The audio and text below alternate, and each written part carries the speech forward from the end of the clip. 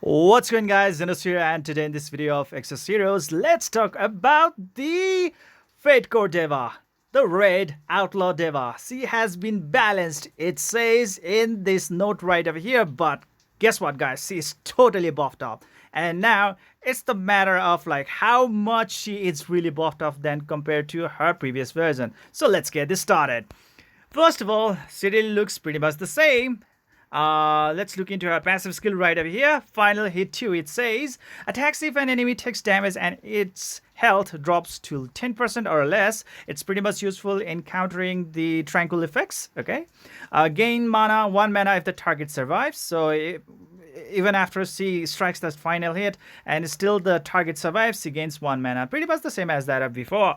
Dragon Hunter Blessing increases the damage dealt to dragons with the dragon skill of Chaos activated by 250%. Self decreases damage from the Raging Breath by 70%. It's pretty much the same as before as well. Can't apply with the Hey Dragon Knight effect. Crimson Strike, it says, the additional thing that is going to add up to her passive. It says Mark increases own critical damage by double. OMG. That's a lot, guys. Guess what, guys? Deva is like one of that amazing rare unit out there who actually boasts to have really high attack base stats in the legendary heroes group. Okay, meaning like she can really deal some amazing amount of nuking damage. So that's that, and being able to improve her critical damage is gonna be definitely awesome, but this also means that you have to really put a lot of effort in improving her critical hit rate, which is definitely going to demand you of the fated gears. Okay, so that's that. But anyways, being able to double the critical damage is really super stuff, meaning like if you manage to land that critical strike, the opponent is pretty much, like they are just gonna be swatted really badly, guys. They are gonna die really swiftly. Okay, let's talk about the active skill number 1. Has it changed? Acrobatic Dance, it says required mana, just 2 mana.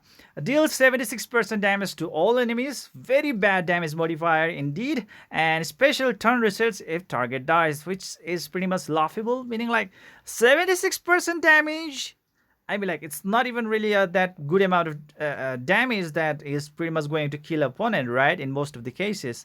So turn reset is pretty much like, it's senseless right away. It doesn't make any sense at all. It's like, I don't know like how to react on this. I just find it quite funny, okay? And definitely it's not the skill that you would want to spam in the PvP content. It's definitely not something that you want to use on the PvP content, all right?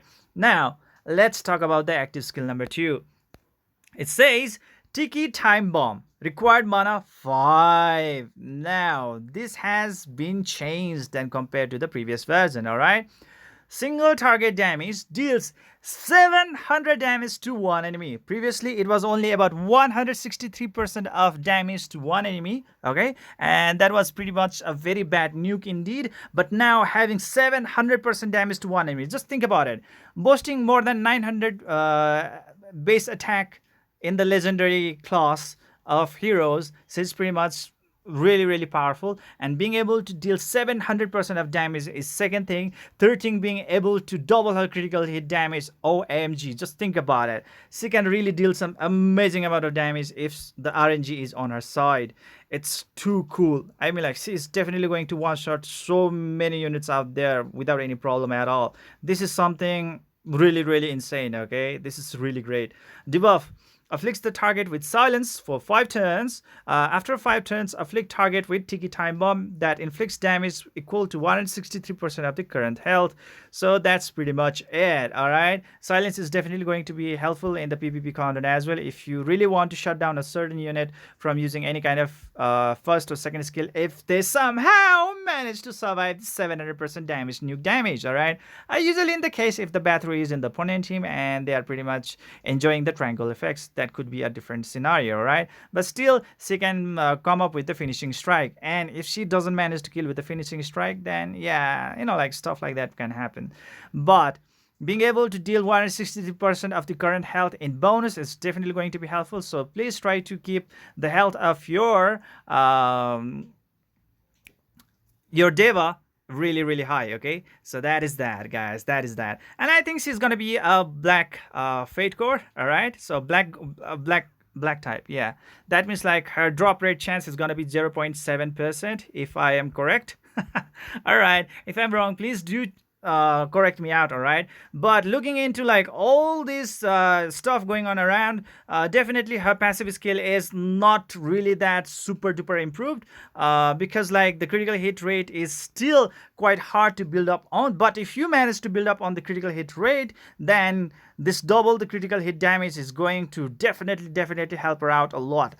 You can boost up your critical hit rate by equipping her the fated gears, all right, especially of the attack types, and trying to share the fate core stats with her. Okay, that is also the other way to pretty much improve her critical hit rate. And that's pretty much it. Active skill number 1 is pretty much the same. Nothing has really changed so far. Active skill number 2 has now changed, and it does make a lot more sense than compared to before, because instead of 163% of damage, now she is going to deal 700% damage instead to one single target, which actually does make a lot of sense, meaning like she is going to be a really great single target nuker.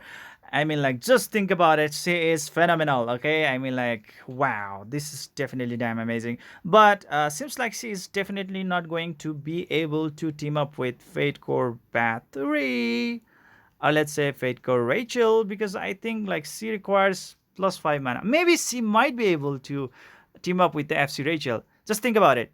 Fate Core Annie is going to provide her that what do you say this? +3 mana, right? By default, she's gonna have 1 mana. Now the thing is that, like, if Rachel, or let's say what do you call her name? Jinai, yes. If Rachel or Jinai is going to provide +1 mana, that will add up to how many mana? 5 mana, right? If that's the situation, then obviously she can prove herself to be really great, guys, because her attack speed is really quite impressive as well. Yes, her attack speed is pretty good, so that means like she might have really good chance in starting up the attack. Okay, and but if it's not going to work out, because like the default +1 mana and the Rachel +1 mana, if they like sort of like do not stack on each other, then if she just gets stuck with that 4 mana, then her ultimate skill might not be really that ready to be nuked right away, and Fate Core Annie may not be really that of a superb, this company for her, okay, an ally for her. So that's all I have to say. But if it really works out, then that would be really amazing. Just try it out. I mean, like, guys, let me know, all right? Put Rachel, or let's say Jinai, plus this Fate Core Deva, plus and Fate Core Annie, okay? And just see it out, like, if she is actually going to start up with the 5 mana or not. So that is pretty much it, guys. I hope you enjoyed this video. Please don't forget to hit that like and subscribe button to keep on enjoying the contents of my channel. See you guys in the next video.